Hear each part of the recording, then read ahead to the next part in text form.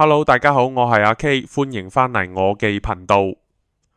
喂，上一集同大家傾完，分享俾大家知道，單純儲錢其實只係防守心態，而且仲可能會令你越儲越焦慮。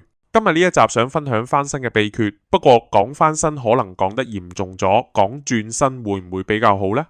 真正可以轉過身嘅人，依賴嘅從來唔係自己夠唔夠慳，夠唔夠忍耐，而係你識唔識令到時間企喺你嗰邊。如果大家對以下內容有任何睇法，歡迎留言分享。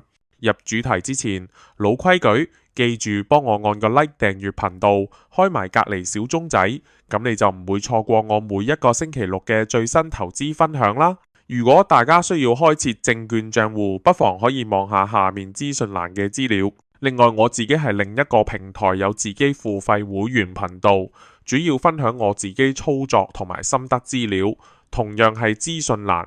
如果有意加入，都只係一杯咖啡仔價錢，希望得到大家幫手支持啊！好啊，我哋入內容部分啊。其實真正拉開人與人差距嘅，從來唔係比較邊個識得忍耐，邊個比較識得慳錢，而係比較邊個懂得一早停止用意志力苦苦支撐。多數人經常喺度同自己內心較勁，叫自己再努力一啲，再忍多下，又或者下個月再多儲啲啦。但只要聽過過來人分享嘅話，就會知道呢種死撐根本喺浪費體力同埋精神力。曾經轉過身嘅人，佢哋幾乎完全走相反嘅路。佢哋唔會將希望放喺一次性爆發事情上面，亦唔會指望某一個關鍵決定可以改變人生。佢哋會做嘅事淨係得一件，就係花上努力建立系統。系統係一種結構產品，一旦建立咗，就算你今日狀態普通，情緒唔好，系統依然會運行。你無需要做出完美判斷，因為系統已經幫你將容易出錯嘅地方提前排除咗。講白啲，呢種就係大家講嘅躺贏初贏，唔係叫你唔使做，而係花上一次努力，有好多次收成結果有效嘅系統。通常有三個好清晰嘅特質。第一，未需依靠情緒做決策，唔係心情好就多做啲，心情差就全盤否定。系統本身會跟住既定流程規則執行。第二，未需靠單一運氣，系統唔使依賴一次翻身，一次對錯就搞掂，即使中間有幾次失敗，整體仍然可以向前推進。第三，隨住時間過去，結果會被放大，同樣嘅投入，第5年產生嘅效果遠大於第1年。另外，系統只要建立起嚟，時間嘅角色就會徹底翻轉。對於手上冇系統嘅人嚟講，時間係消耗，係壓力，係責任嘅累積。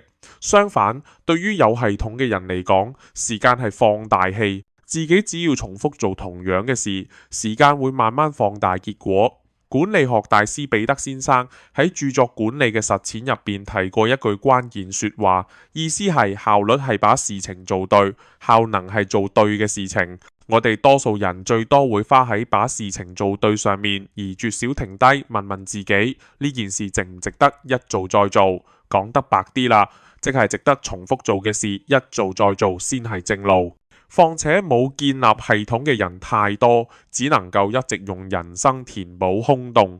面對人生嘅方式幾乎只有一種，就係當出咗工作問題，咪多加班完成；當情緒撐唔住，咪叫自己再忍耐多陣；又或者當資金緊張，咪再使費慳啲。當煩惱事情每日都忙於困住自己個事，試問嗰有時間思考點樣跳出呢個死亡循環呢？講真，呢啲死亡循環模式根本係補窿，唔係開拓。補窿頂多唔好令屋企漏水，但係開拓先係求生。再者，最可怕人生模式係短期睇落好負責、好拼命，但只要時間一長，壓力就會大到爆。因為往往當問題出現時，你只能夠靠自己親自上場解決，冇人可以幫到手。而且問題又唔會等你解決完一個再出現下一個㗎，佢哋分分鐘同時間出現，只要內心一下唔夠強大，人就會好容易發生情緒問題。好多老友以為撐過呢關就會變好，可惜現實最後原來都冇令佢變好咗。然而呢種嘅生存方式睇落好努力，卻永遠唔會有完嘅一日。因為你每一次都係一個人扛風險、扛壓力、扛結果，背後又冇任何系統幫你分擔，冇任何機制幫你延續。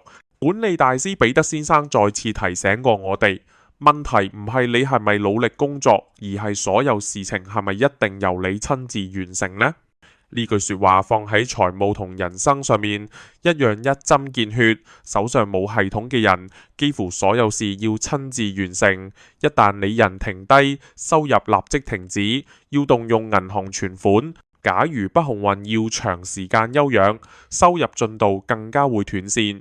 又或者你內心狀態唔好，要放長假期調整返，都唔可以立刻成行啦。一想到人生處於呢種掣肘風險，試問如何從容面對呢？